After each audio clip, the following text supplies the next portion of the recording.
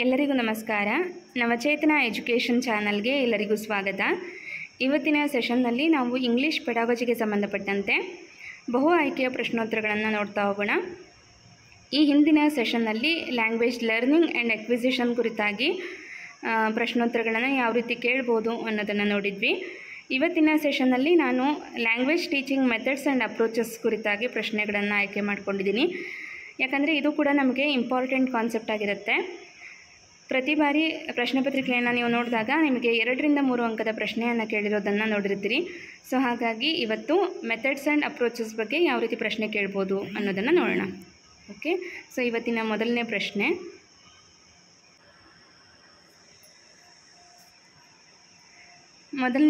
ಈ ರೀತಿ ಇದೆ. A method of teaching English grammar in which the language is taught not by rules but by usage ಅಂತ ಇದೆ. So ಇಲ್ಲಿ ಒಂದು ಭಾಷೆಯ ವ್ಯಾಕರಣವನ್ನು ನಾವು ಕಲಿಸುವಾಗ ನಿಯಮಗಳಿಗೆ ಹೆಚ್ಚು ಒತ್ತನ್ನು ಕೊಡದೆ ಅದರ ಬಳಕೆಗೆ, ಭಾಷೆಯ ಬಳಕೆಗೆ ಹೆಚ್ಚಿನ ಒತ್ತನ್ನು ಕೊಟ್ಟು ವ್ಯಾಕರಣವನ್ನು ಕಲಿಸಿದ್ರೆ ನಾವು ಅದನ್ನು ಏನಂತ ಕರಿತೀವಿ ಅಂತ ಕೇಳಿದ್ದಾರೆ. ಅಂದರೆ ಯಾವ ಬೋಧನಾ ವಿಧಾನ ಅಂತ ನಾವು ಗುರುತಿಸ್ತೀವಿ ಅಂತ ಕೇಳಿರೋದು. So option informal method, inductive method, deductive method, incidental or correlation method ಅಂತ ಆಗುತ್ತೆ. ಇಲ್ಲಿ ಸರಿಯಾದಂತಹ ಉತ್ತರ ಇನ್ಫಾರ್ಮಲ್ ಮೆಥಡ್. ಯಾಕೆ ಇನ್ಫಾರ್ಮಲ್ ಮೆಥಡ್ ಅಂತ ಅಂದರೆ, ನಾವು ಇದನ್ನು ಕನ್ನಡದಲ್ಲೂ ಕೂಡ ನೋಡಿರ್ತೀವಿ. ಔಪಚಾರಿಕ ವಿಧಾನ ಮತ್ತು ಅನೌಪಚಾರಿಕ ವಿಧಾನ. ಒಂದು ಭಾಷೆಯನ್ನು ನಾವು ಕಲಿಸುವಾಗ ಅದರ ಬಳಕೆಗೆ ಹೆಚ್ಚು ಒತ್ತನ್ನು ಕೊಟ್ಟು ಅನಂತರ ಭಾಷೆಯ ನಿಯಮಗಳು, ವ್ಯಾಕರಣವನ್ನು ಕಲಿಸ್ತಾ ಹೋದರೆ ಅದನ್ನು ನಾವು ಅನೌಪಚಾರಿಕ ವಿಧಾನ ಅಂತ ಹೇಳ್ತೀವಿ. ಅದೇ ಒಂದು ವೇಳೆ ನಾವು ಭಾಷೆಯ ನಿಯಮಗಳಿಗೆ ಹೆಚ್ಚು ಒತ್ತನ್ನು ಕೊಟ್ಟು ಅನಂತರ ಆ ಭಾಷೆಯ ಬಳಕೆಗೆ ಒತ್ತನ್ನು ಕೊಟ್ಟರೆ ಅದನ್ನು ನಾವು ಔಪಚಾರಿಕ ವಿಧಾನ ಅಂತ ಕರಿತೀವಿ. ಓಕೆ, ಸೊ ಇಲ್ಲಿ ನಮಗೆ ಪ್ರಶ್ನೆ ಕೇಳಿರೋದೇನು, language is taught not by rules. Okay, not by rules but by usage. ಅಂದರೆ ನಿಯಮಗಳ ಬದಲಿಗೆ ಯೂಸೇಜ್ಗೆ ಹೆಚ್ಚು ಒತ್ತನ್ನು ಕೊಟ್ಟು ಕಲಿಸುವಂತಹ ಬೋಧನಾ ವಿಧಾನ ಯಾವುದು ಅಂತ ಅಂದರೆ ಅದು ಇನ್ಫಾರ್ಮಲ್ ಮೆಥಡ್, ಅನೌಪಚಾರಿಕ ವಿಧಾನ ಅಂತ ಆಗುತ್ತೆ. ಓಕೆ, ಸೊ ನೆಕ್ಸ್ಟ್ 2ನೇ ಪ್ರಶ್ನೆಯನ್ನು ನೋಡೋಣ. 2ನೇ ಪ್ರಶ್ನೆ, which of the following place the basic role in learning A mother tongue ಅಂತ ಕೇಳಿದ್ದಾರೆ. ಅಂದರೆ ಒಂದು ಮಾತೃಭಾಷೆಯನ್ನು ಕಲಿಯೋದರಲ್ಲಿ ಈ ಕೆಳಗಿನ ಯಾವ ಅಂಶ ತನ್ನ ಮೂಲಭೂತವಾದ ಪಾತ್ರವನ್ನು ನಿರ್ವಹಿಸುತ್ತೆ ಅಂತ ಕೇಳಿರೋದು. ಸೊ ಇಲ್ಲಿ ಆಪ್ಷನ್ ಮೋಟಿವೇಶನ್ ಅಂತ ಹೇಳ್ತೀವಿ. ಮೋಟಿವೇಶನ್ ಅಂತ ಅಂದರೆ ಪ್ರೇರಣೆ, ನ್ಯಾಚುರಲ್ನೆಸ್ ಅಂದರೆ ಸ್ವಾಭಾವಿಕತೆ, ಹ್ಯಾಬಿಟ್ ಫಾರ್ಮೇಷನ್ ಅಂದರೆ ರೂಢಿ ಆಗುವಂಥದ್ದು, ಹ್ಯಾಬಿಟ್ ಫಾರ್ಮೇಷನ್ ಅಂದರೆ ಸತತವಾಗಿ ರೂಢಿ ಆಗುವಂಥದ್ದು, ಪರ್ಪಸ್ ಅಂದರೆ ಉದ್ದೇಶ ಅಂತ ಇದೆ. ಸೊ ಇಲ್ಲಿ ನಮಗೆ ಮಾತೃಭಾಷೆಯನ್ನು ಕಲಿಸೋದಕ್ಕೆ ಮೂಲಭೂತ ಪಾತ್ರವನ್ನು ವಹಿಸೋದು ಯಾವುದು ಅಂದರೆ ಸ್ವಾಭಾವಿಕತೆ, ಸಹಜತೆ ಅಂತ ಏನು ಹೇಳ್ತೀವಿ. ಸೊ ಅದು ಬಹಳ ಮುಖ್ಯವಾದಂತಹ ಪಾತ್ರವನ್ನು ವಹಿಸುತ್ತೆ. ಇಲ್ಲಿ ನಾವು ಮಕ್ಕಳಿಗೆ ಮಾತೃಭಾಷೆಯನ್ನು ಕಲಿಯೋದಕ್ಕೆ ಮೋಟಿವೇಶನ್ ಮಾಡದೇ ಇದ್ದರೂ ಕೂಡ ಮಕ್ಕಳು ಸಹಜವಾಗಿ ಕಲಿಯುತ್ತೆ. ಹ್ಯಾಬಿಟ್ ಫಾರ್ಮೇಷನ್ ಆಗಬೇಕು ಅಂತ ಇಲ್ಲ, ಅಥವಾ ಉದ್ದೇಶಪೂರ್ವಕವಾಗಿ ಅವ್ರನ್ನ ಒಂದು ಕಡೆ ಕೂರಿಸ್ಕೊಂಡು ಮಾತೃಭಾಷೆಯನ್ನು ಕಲಿಸಬೇಕು ಅಂತ ಇಲ್ಲ. ಇಲ್ಲಿ ಬಹಳ ಮುಖ್ಯವಾದಂತಹ ಪಾತ್ರವನ್ನು ವಹಿಸೋದು, ಮೂಲಭೂತ ಪಾತ್ರವನ್ನು ವಹಿಸೋದು ಯಾವುದು ಅಂದರೆ ಸ್ವಾಭಾವಿಕತೆ, ಸಹಜತೆ, ನ್ಯಾಚುರಲ್ನೆಸ್ ಅನ್ನೋದು ಮುಖ್ಯವಾದ ಪಾತ್ರವನ್ನು ವಹಿಸುತ್ತೆ. ಸೊ ಆಪ್ಷನ್ 2 ಇಲ್ಲಿ ಸರಿಯಾದಂತಹ ಉತ್ತರ.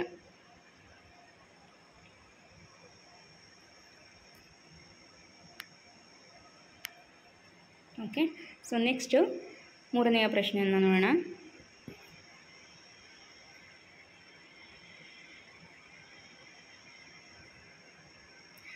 3ನೇ ಪ್ರಶ್ನೆ, dash is one of the chief characteristics of communicative approach.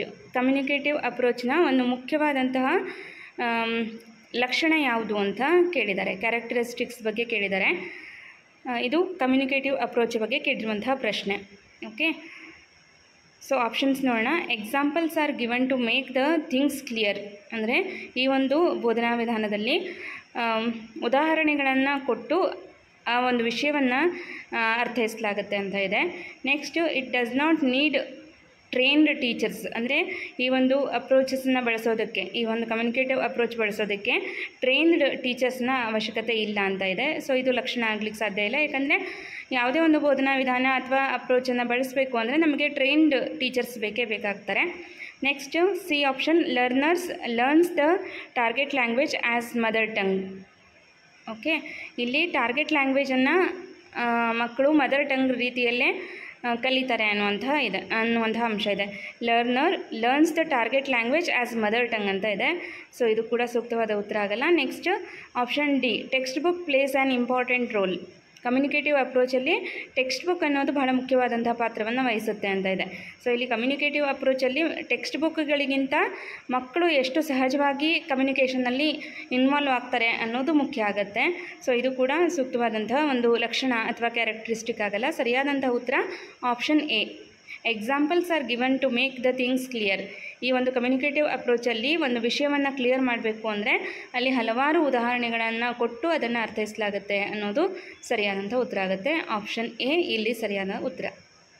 Okay, ಈಗ ಆಲ್ರೆಡಿ ನಾನು ಮೆಥಡ್ಸ್ ಆ್ಯಂಡ್ ಅಪ್ರೋಚಸ್ ಬಗ್ಗೆ ತರಗತಿಯನ್ನು ಮಾಡಿದ್ದೀನಿ. ಸೊ ಅದನ್ನು ನೋಡ್ಕೊಳ್ಳಿ, ಆಗ ನಿಮಗೆ ಇನ್ನೂ ಸಂಪೂರ್ಣವಾಗಿ ಅದರ ಬಗ್ಗೆ ಮಾಹಿತಿ ಸಿಗುತ್ತೆ. ಯಾವೆಲ್ಲ ಮೆಥಡ್ಸ್ ಇದೆ, ಆನಂತರ ಯಾವೆಲ್ಲ ಅಪ್ರೋಚಸ್ ಇದೆ ಅನ್ನೋದನ್ನು ಥಿಯರಿ ಕ್ಲಾಸನ್ನು ಕೂಡ ಆಲ್ರೆಡಿ ಮಾಡಿದ್ದೀನಿ. ಮತ್ತು ಅದಕ್ಕೆ ಸಂಬಂಧಪಟ್ಟಂತೆ ಪ್ರಶ್ನೋತ್ತರಗಳ ಸೆಷನ್ ಕೂಡ ಒಂದು ಮಾಡಿ ಅಪ್ಲೋಡ್ ಮಾಡಿದ್ದೀನಿ. ಅದನ್ನು ಈ ಹಿಂದೆ ಮಾಡಿ ಅಪ್ಲೋಡ್ ಮಾಡಿರುವಂಥದ್ದು. ಸೊ ಒಂದು ಅಂಶವನ್ನು ನಿಮಗೆ ಇಲ್ಲಿ ಹೇಳೋದಕ್ಕೆ ಇಷ್ಟಪಡ್ತೀನಿ. ಹಿಂದಿನ ತರಗತಿಗಳನ್ನು ನೀವು ನೋಡ್ಕೊಳ್ತಾ ಬಂದರೆ ನಿಮ್ಗೆ ಖಂಡಿತವಾಗ್ಲೂ ಇಂಗ್ಲೀಷ್ ಪೆಡಾಗಜಿ ಅನ್ನೋದು ಸುಲಭ ಆಗುತ್ತೆ. ಸೊ ಯಾರು ಬರೀ ಹೊಸ ಕ್ಲಾಸ್ಗಳಿಗೆ ವೇಟ್ ಮಾಡ್ತಿದ್ದೀರಿ ಅಂಥವರಿಗೆ ಈ ಒಂದು ಕಿವಿ ಮಾತು. ಈಗ ನಮಗೆ ಮೊದಲು ಸಿಕ್ಕಷ್ಟು ಸಮಯ ಸಿಗ್ತಾ ಇಲ್ಲ. ಏನು ಮೊದಲು ಅಪ್ಲೋಡ್ ಮಾಡಿದ ಕ್ಲಾಸ್ಗಳೇನಿದೆ ಅದು ನಿಮಗೆ ಖಂಡಿತ TET ಎಕ್ಸಾಮ್ಗೆ ಹೆಲ್ಪ್ ಆಗುತ್ತೆ. ಸೊ ಹಳೆ ಕ್ಲಾಸ್ಗಳೆಲ್ಲನೂ ಮಿಸ್ ಮಾಡದೆ ನೋಡ್ಕೊಳ್ಳಿ. ಓಕೆ, ಸೊ ಈಗ ನೆಕ್ಸ್ಟ್ ಮುಂದಿನ ಪ್ರಶ್ನೆಯನ್ನು ನೋಡೋಣ. 4ನೆಯ ಪ್ರಶ್ನೆ, which of the following prefixes can be used to form the opposite of the word legal. So ಇಲ್ಲಿ ಯಾವ ಪ್ರಿಫಿಕ್ಸನ್ನು ಬಳಸಿ ಲೀಗಲ್ ಅನ್ನುವಂತಹ ಪದಕ್ಕೆ ವಿರುದ್ಧಾರ್ಥಕ ಪದವನ್ನು ನಾವು ಮಾಡ್ಬೋದು ಅಂತ ಕೇಳಿದ್ದಾರೆ. ಓಕೆ, ಸೊ ಇಲ್ಲಿ ಲೀಗಲ್ ಅನ್ನುವಂತಹ ಪದದ ವಿರುದ್ಧ ಪದ ಯಾವುದಾಗುತ್ತೆ? ಇಲ್ಲೀಗಲ್. ಹೌದಾ? ಸೊ ಲೀಗಲ್, ಇದರ ಅಪೋಸಿಟ್ ವರ್ಡ್ ಯಾವುದು? ಇಲ್ಲೀಗಲ್. ಹಾಗಾಗಿ ಸರಿಯಾದ ಪ್ರಿಫಿಕ್ಸ್ ಯಾವುದಾಗುತ್ತೆ ಅಂದರೆ IL. ಸೊ ಮೊದಲನೇ ಆಪ್ಷನ್ ಸರಿಯಾದಂಥ ಉತ್ತರ. ಈಗ ಇದಕ್ಕೆ ಒಂದೊಂದು ಉದಾಹರಣೆಯನ್ನು ನೋಡೋಣ. ಅಡ್ವಾಂಟೇಜ್ ಡಿಸ್ಅಡ್ವಾಂಟೇಜ್ ಆಗುತ್ತೆ, ಅನಂತರ ಫಾರ್ಚುನೇಟ್ ಅನ್ಫಾರ್ಚುನೇಟ್ ಅಂತ ಆಗುತ್ತೆ, ಅನಂತರ ಪಾಸಿಬಲ್ ಇಂಪಾಸಿಬಲ್ ಅಂತ ಆಗುತ್ತೆ. ಓಕೆ, ಸೊ ಈ ರೀತಿ ನಮಗೆ ಪ್ರಿಫಿಕ್ಸನ್ನು ಕೂಡ ಕೇಳುವಂಥ ಸಾಧ್ಯತೆ ಇರುತ್ತೆ. ನೆಕ್ಸ್ಟ್ 5ನೆಯ ಪ್ರಶ್ನೆ, in which of the following methods of teaching English language inductive and deductive techniques of teaching are used? Okay, so ಇಲ್ಲಿ ಯಾವ ಬೋಧನಾ ವಿಧಾನದಲ್ಲಿ ಇಂಡಕ್ಟಿವ್ ಮತ್ತು ಡಿಡಕ್ಟಿವ್ ಟೆಕ್ನಿಕ್ಸನ್ನು ಬಳಸ್ತೀವಿ ಅಂದರೆ ಇಂಡಕ್ಟಿವ್ ಮತ್ತು ಡಿಡಕ್ಟಿವ್ ಕನ್ನಡದಲ್ಲಿ ನಮಗಿದು ಏನಂತ ಹೇಳ್ತಾರೆ ಅಂದರೆ ನಿಗಮನ ಮತ್ತು ಅನುಗಮನ. ಓಕೆ, ಅನುಗಮನ ಮತ್ತು ನಿಗಮನ ತಂತ್ರವನ್ನು ಯಾವ ಬೋಧನಾ ವಿಧಾನದಲ್ಲಿ ಬಳಸಲಾಗತ್ತೆ ಅಂತ ಪ್ರಶ್ನೆ ಇರೋದು. ಸೊ ಇಲ್ಲಿ ಇಂಡಕ್ಟಿವ್ ಮತ್ತು ಡಿಡಕ್ಟಿವ್ ಟೆಕ್ನಿಕ್ಸನ್ನು ನಾವು ಡೈರೆಕ್ಟ್ ಮೆಥಡಲ್ಲಿ ಬಳಸ್ತೀವಿ. ಓಕೆ, ಗ್ರಾಮರ್ ಕಮ್ ಟ್ರಾನ್ಸ್ಲೇಷನ್ ಮೆಥಡಲ್ಲಿ ಬಳಸಲ್ಲ, ಸಬ್ಸ್ಟಿಟ್ಯೂಷನ್ ಮೆಥಡಲ್ಲಿ ಕೂಡ ಬಳಸಲ್ಲ, ಅನಂತರ ಬೈಲಿಂಗ್ವಲ್ ಮೆಥಡಲ್ಲೂ ಕೂಡ ಬಳಸಲ್ಲ. ನಾವು ಇಂಡಕ್ಟಿವ್ ಮತ್ತು ಡಿಡಕ್ಟಿವ್ ಟೆಕ್ನಿಕ್ಸನ್ನು ಬಳಸುವಂತಹ ಒಂದು ವಿಧಾನ ಯಾವುದು ಅಂತ ಅಂದರೆ ಅದು ಡೈರೆಕ್ಟ್ ಮೆಥಡ್.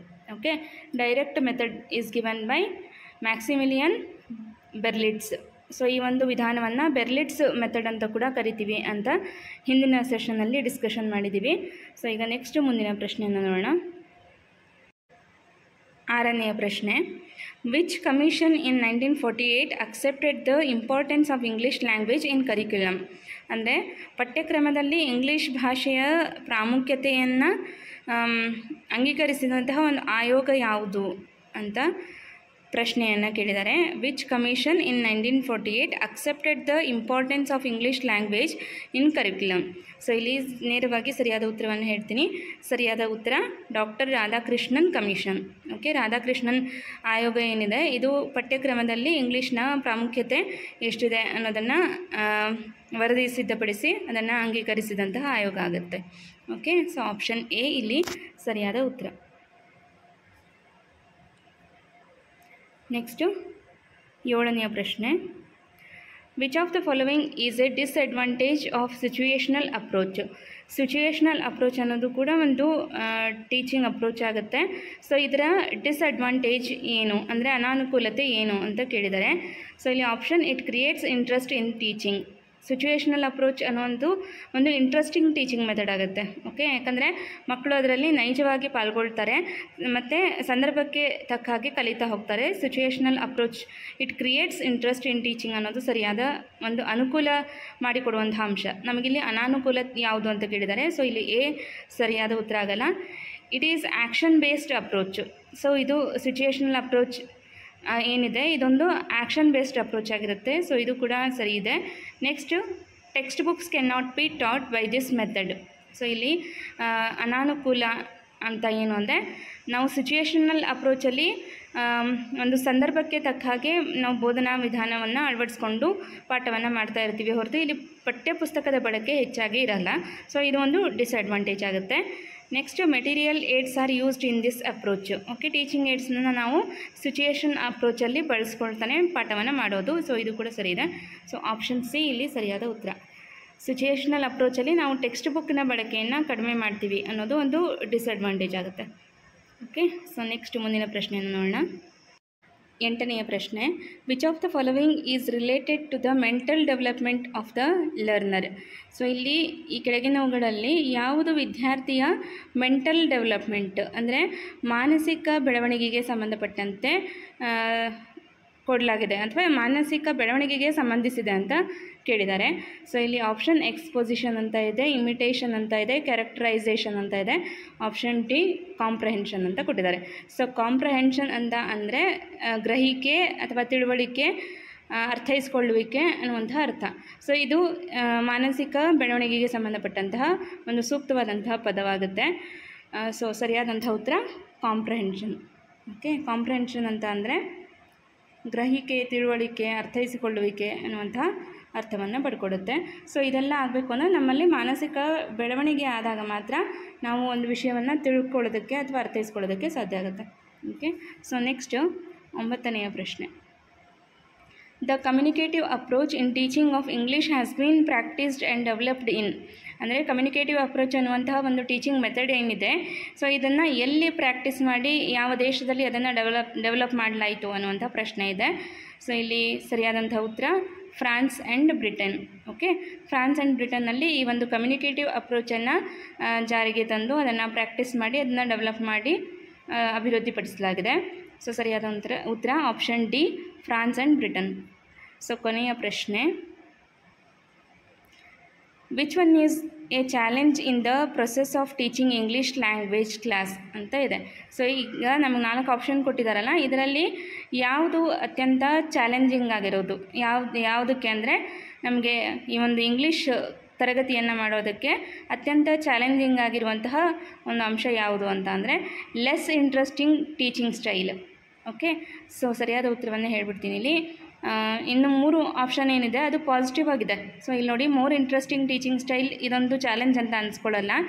ಅನಂತರ ರೀಸನೇಬಲ್ ಟೈಮ್ ಮ್ಯಾನೇಜ್ಮೆಂಟ್ ಅನ್ನೋದು ಕೂಡ ಒಂದು ಒಳ್ಳೆಯ ಅಂಶ, ಅದನ್ನು ನಾವು ಚಾಲೆಂಜ್ ಅಂತ ನಾವು ಸ್ವೀಕರಿಸಲ್ಲ. ಅದನ್ನು ಗುಡ್ ಲೆಸನ್ ಪ್ರಿಪ್ರೇಷನ್, ಒಂದು ಪಾಠಕ್ಕೆ ಸಂಬಂಧಪಟ್ಟಂತೆ ತಯಾರಿ ಮಾಡ್ಕೊಳ್ಳೋದು ಕೂಡ ಒಂದು ಉತ್ತಮವಾದಂಥ ಅಂಶ ಆಗುತ್ತೆ. ಸೊ ಅದನ್ನು ಚಾಲೆಂಜ್ ಅಂತ ನಾವು ಪರಿಗಣಿಸಲ್ಲ. ಇಲ್ಲಿ ಚಾಲೆಂಜ್ ಅಂತ ಅನಿಸೋದು ಲೆಸ್ ಇಂಟ್ರೆಸ್ಟಿಂಗ್ ಟೀಚಿಂಗ್ ಸ್ಟೈಲು. ನಾವು ಏನು ಟೀಚ್ ಮಾಡ್ತೀವಿ ಅದರಲ್ಲಿ ಕಡಿಮೆ ಇಂಟ್ರೆಸ್ಟ್ ನಮಗಿದ್ರೆ ಅದೊಂದು ಚಾಲೆಂಜಿಂಗ್ ಕಾನ್ಸೆಪ್ಟ್ ಆಗುತ್ತೆ. ನಮಗೆ ಪಾಠ ಮಾಡೋದಕ್ಕೆ ಇಂಟ್ರೆಸ್ಟ್ ಇತ್ತು ಅಂತ ಅಂದರೆ ಸೊ ಅದನ್ನು ನಾವು ಚಾಲೆಂಜ್ ಅಂತ ಅಂದ್ಕೊಳ್ಳಲ್ಲ. ಒಂದು ವೇಳೆ ನಮಗೆ ಪಾಠ ಮಾಡೋದಕ್ಕೆ ಇಂಟ್ರೆಸ್ಟೇ ಇಲ್ಲ, ಲೆಸ್ ಇಂಟ್ರೆಸ್ಟ್ ಇತ್ತು ಅಂತ ಅಂದರೆ ಅದು ಒಂದು ರೀತಿ ಚಾಲೆಂಜ್ ಆಗಿರುತ್ತೆ. ಮಕ್ಕಳಿಗೆ ಅರ್ಥ ಮಾಡ್ಕೊಳ್ಳೋಕ್ಕೂ ಚಾಲೆಂಜು, ನಮಗನ್ನು ಇಂಟ್ರೆಸ್ಟ್ ಕೊಟ್ಟು ಅರ್ಥ ಮಾಡೋದಕ್ಕೂ ಕೂಡ ಒಂದು ಚಾಲೆಂಜಿಂಗ್ ಆಗಿರುತ್ತೆ. ಸೊ ಇದನ್ನೇ ಯಾಕೆ ಕೊನೆಯ ಪ್ರಶ್ನೆಯಾಗಿ ಆಯ್ಕೆ ಮಾಡಿಕೊಂಡೆ ಅಂತ ಅಂದರೆ, ನಾವು ಎಲ್ಲರೂ ಕೂಡ ಶಿಕ್ಷಕರಾದವರು, ಆಗ್ತಾ ಇರೋರು, ಇನ್ನೂ ಆಗಬೇಕು ಅಂತ ತಯಾರಿಯನ್ನು ಮಾಡ್ತಾ ಇರೋರು, ನಮಗೆ ಬೋಧನೆಯಲ್ಲಿ ಯಾವತ್ತೂ ಕೂಡ ಆಸಕ್ತಿ ಕಡಿಮೆ ಆಗಬಾರ್ದು. ಬೋಧನೆಯನ್ನು ಬಹಳ ಉತ್ಸಾಹದಿಂದ, ಆಸಕ್ತಿಯಿಂದ ಮಾಡಿದಾಗ ನಮ್ಮ ವೃತ್ತಿಗೆ ಒಂದು ಅರ್ಥ ಮತ್ತು ನಮ್ಮಿಂದ ಕಲಿತಂತಹ ವಿದ್ಯಾರ್ಥಿಗಳಿಗೂ ಕೂಡ ಒಂದು ಒಳ್ಳೆಯ ಅಡಿಪಾಯ ಸಿಕ್ಕಂಗಾಗುತ್ತೆ. ನಾವು ಒಳ್ಳೆ ರೀತಿಯಲ್ಲಿ ಕಲಿಸಿದ್ರೆ ಮಕ್ಕಳು ಕೂಡ ಒಳ್ಳೆ ರೀತಿಯಲ್ಲಿ ಅದನ್ನು ಅರ್ಥ ಮಾಡ್ಕೊಳ್ಳೋದಕ್ಕೆ ಸಾಧ್ಯ. ಸೊ ಹಾಗಾಗಿ ನಮ್ಮಲ್ಲಿ ಕಲಿಸೋದಕ್ಕೆ ಹೆಚ್ಚಿನ ಇಂಟ್ರೆಸ್ಟ್ ಇರಬೇಕು, ಆಸಕ್ತಿ ಇರಬೇಕು. ಸೊ ಅಂದಾಗ ಮಾತ್ರ ನಾವು ಉತ್ತಮ ಶಿಕ್ಷಕರಾಗೋದಕ್ಕೆ ಸಾಧ್ಯ. ಸೊ ಈ ಒಂದು ಮಾತನ್ನು ಹೇಳೋದಕ್ಕೆ ಈ ಒಂದು ಪ್ರಶ್ನೆಯನ್ನು ಕೊನೆಯಲ್ಲಿ ಇಟ್ಕೊಂಡಿದ್ದೆ. ಸೊ ಈಗ ನೀವೆಲ್ಲರೂ ಕೂಡ ಶಿಕ್ಷಕರಾಗಬೇಕು ಅಂತ ತಯಾರಿಯನ್ನು ಮಾಡ್ಕೊಳ್ತಾ ಇದ್ದೀರಾ. ಸೊ ನಿಮ್ಮ TET ಪರೀಕ್ಷೆಯಲ್ಲಿ ಹೆಚ್ಚಿನ ಅಂಕವನ್ನು ಗಳಿಸುವಂತಾಗಲಿ, ನೆಕ್ಸ್ಟ್ ಇಯರ್ ನೀವೆಲ್ಲರೂ ಕೂಡ ಶಿಕ್ಷಕರಾಗುವಂತಾಗಲಿ ಅಂತ ಹೇಳ್ತಾ ಇವತ್ತಿನ ಒಂದು ತರಗತಿಯನ್ನು ಇಲ್ಲಿಗೆ ಎಂಡ್ ಮಾಡ್ತಾ ಇದ್ದೀನಿ. Thank you all.